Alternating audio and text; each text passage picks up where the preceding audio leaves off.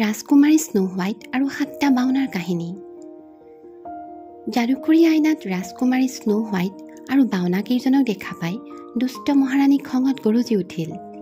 ৰাজকুমাৰীক হত্যা কৰিবলৈ তেওঁ পৰিকল্পনা প্ৰস্তুত কৰিব ধৰিলে। পিছদিনা আবেলিৰ কথা। বাওনা কেইজন কামৰ পৰা ঘৰলৈ উলটি অহা নাছিল আৰু ৰাজকুমাৰী স্নো হোৱাইটে ঘৰত অকলশৰে আহাৰ প্ৰস্তুত কৰি আছিল। ঠিক সেই সময়তেই ঘৰৰ মূল দুৱাৰত কোনোবাই টোকৰ মাৰিলে। ঘৰত কোনোবা আছেনে?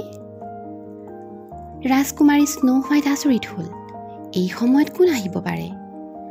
আৰু তেওঁ বাওনা কেইজনে দিয়া সাৱধান বাণীটোলৈ মনত পৰিল। তেওঁ কোনো ব্যক্তিকে ঘৰৰ দুৱাৰ খুলি দিব নোৱাৰে।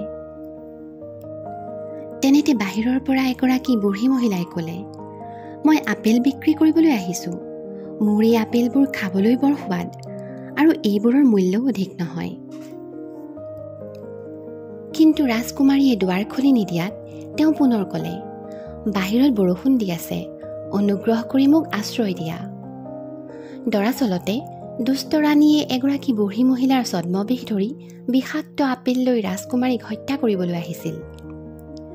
সহজ সৰল ৰাজকুমাৰীয়ে দুষ্ট ৰাণীৰ ছলনা বুজি নাপালে। বুঢ়ী মহিলাগৰাকীলৈ তেওঁৰ পুতৌ উপজিল আৰু ঘৰৰ দুৱাৰ খুলি তেওঁ বুঢ়ীগৰাকীক ভিতৰলৈ আহিবলৈ দিলে। ভিতৰলৈ আহি ছদ্মবেশত থকা দুষ্ট ৰাণীয়ে ৰাজকুমাৰীক ক'লে, চোৱাচোন এই ৰঙা আপেলটো, এইটো দেখিবলৈ ধুনীয়া নহয়নে বাৰু? তুমি মোক কেইটামান মুদ্ৰা দিলেই এইটো খাব পাৰিবা। মই আপোনাৰ আপেলটো কিনিব বিচাৰোঁ, ৰাজকুমাৰী স্নো হোৱাইটে ক'লে, কিন্তু মোৰ হাতত এটাও মুদ্ৰা নাই। চিন্তা নকৰিবা, আপেলটোৰ বিনিময়ত তুমি মোক তোমাৰ সোণালী কলমটো দিলেও হ'ব, দুষ্ট বুঢ়ীজনীয়ে ক'লে। কথামতেই ৰাজকুমাৰী স্নো হোৱাইটে দুষ্ট বুঢ়ীজনীক সোণালী কলমটো দি আপেলটো ল'লে আৰু অতি তৃপ্তিৰে ৰাজকুমাৰীয়ে আপেলটো খাব ধৰিলে। দুৰ্ভাগ্যবশতঃ দুষ্ট ৰাণীৰ ষড়যন্ত্ৰৰ কথা ৰাজকুমাৰীয়ে একো বুজি নাপালে। বিষাক্ত আপেল খাই ৰাজকুমাৰী থিতাতে মাটিত ঢলি পৰিল আৰু গভীৰ নিদ্ৰাত পৰিল। ৰাজকুমাৰীৰ মৃত্যু হোৱা বুলি ভাবি দুষ্ট ৰাণীৰ আনন্দৰ সীমা নোহোৱা হ'ল।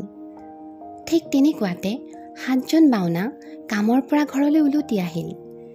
মৰমৰ ৰাজকুমাৰীক মজিয়াত পৰি থকা দেখি তেওঁলোক আচৰিত হ'ল। এয়া কি? ৰাজকুমাৰীৰ কাষত তেওঁৰ দুষ্ট মাহীমাক থিয় হৈ হাঁহি আছে। বাওনা কেইজনে দুষ্ট মহাৰাণীক ধৰিবলৈ খেদা মাৰিলে আৰু গৈ গৈ তেওঁলোক এটা পৰ্বতৰ ওপৰ অংশ পালেগৈ। আৰু হঠাতে পিছল খাই দুষ্ট মহাৰাণী পৰ্বতৰ ওপৰৰ পৰা তললৈ পৰি গ'ল। তেওঁক আৰু কেতিয়াও দেখা পোৱা নগ'ল। কিন্তু দুৰ্ভগীয়া ৰাজকুমাৰী স্নো হোৱাইটক সেই গভীৰ টোপনিৰ পৰা কোনেও জগাব নোৱাৰিলে। তেওঁ স্থিৰ হৈ পৰি ৰ'ল। বাওনা কেইজনে তেওঁৰ কাছৰ এটা কফিনৰ ভিতৰত সযতনে ভৰাই থ'লে। দিনে নিশাই তেওঁলোকে কফিনটো পহৰা দিয়ে। বাওনা কেইজনৰ মুখৰ হাঁহি হেৰাই গ'ল।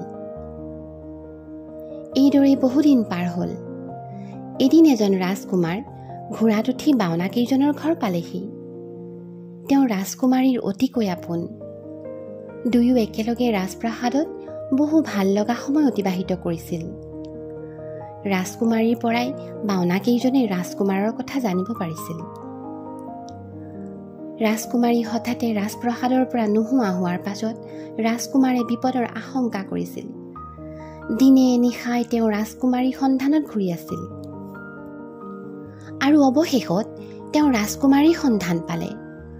ৰাজকুমাৰীৰ এনে অৱস্থা দেখি ৰাজকুমাৰৰ দুচকু লোতকেৰে ভৰি পৰিল। ৰাজকুমাৰে কাছৰ কফিনটোৰ সাঁফৰখন খুলিলে। ৰাজকুমাৰীৰ মুখখন তেতিয়াও সতেজ হৈ আছিল। অতি মৰমেৰে ৰাজকুমাৰে ৰাজকুমাৰীৰ হাতখন নিজৰ হাতত ল'লে আৰু এটা চুমা আঁকি দিলে।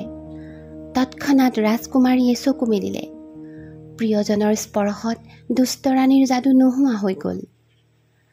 ৰাজকুমাৰীক পুনৰ ঘূৰাই পাই সকলো আনন্দিত হ'ল। দুষ্ট ৰাণীৰ পৰা ৰাজকুমাৰী স্নো হোৱাইটৰ আৰু একো ভয় নাই।